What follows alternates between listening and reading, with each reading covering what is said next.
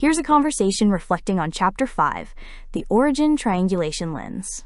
Okay, so let's get into a really fascinating shift in perspective. It comes from Mark Firehammer's work, The Lens That Changes Everything.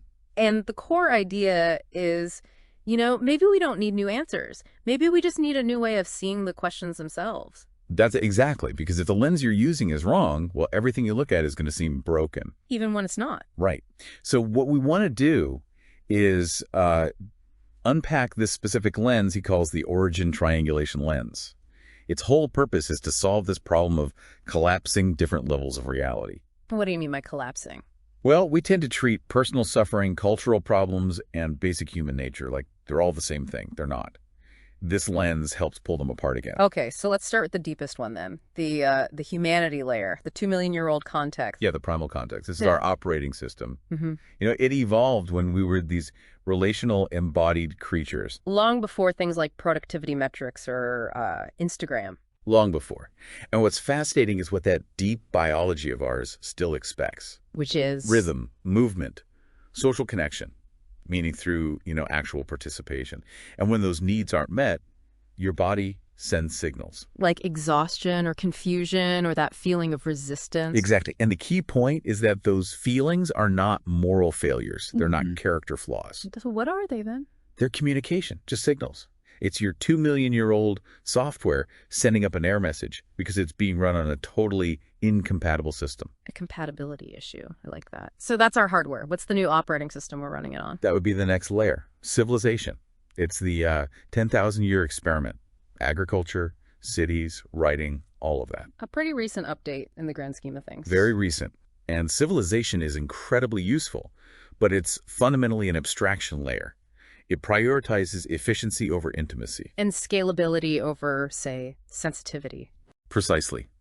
It speaks the language of systems and flowcharts, not the language of bodies. And the problem starts when that system begins to define what it means to be a human instead of serving the human. And that brings us to the layer we're all most familiar with, the one we think is the whole story. Individual formation. Your family, your education, traumas, luck, all the specific things that shaped you. And this is where the big mistake happens, right? The misdiagnosis. Yes. We take a civilization-level problem, like the demand for 247 productivity, and we treat it as if it's a personal failure. Then we tell ourselves to fix that huge structural problem with what? More discipline, a better morning routine. Exactly. And the cost of collapsing these layers is just immense. When they all get squashed together, our deep human needs for rest, for connection, they get labeled as weakness. And the design flaws in civilization itself, like its relentless pace. Those get internalized by us as personal shame. That really hits home. I mean, that's the internal monologue right there. You're burned out and you don't think, oh, this is a systemic mismatch. No, you don't. You ask, what's wrong with me? Why am I so lazy? Why can't I make this work? And those questions feel so deeply, painfully personal. But what Firehammer is saying is that they are fundamentally structural. You're a healthy plant in toxic soil. So this lens, it doesn't necessarily tell you what to do. No, but it tells you where to look. It restores coherence. You can start to ask, okay, is this a humanity problem? Is it my own individual pattern? Or is this just a raw deal from a civilization mismatch? It gives you clarity. It gives you clarity. And so we want to leave you with this final thought. If there is something in your life that has felt chronically hard, despite your intelligence, despite your best efforts. Something that just won't budge. Yeah. What if absolutely nothing about that struggle was ever personal, but was structural all along? Thanks for listening.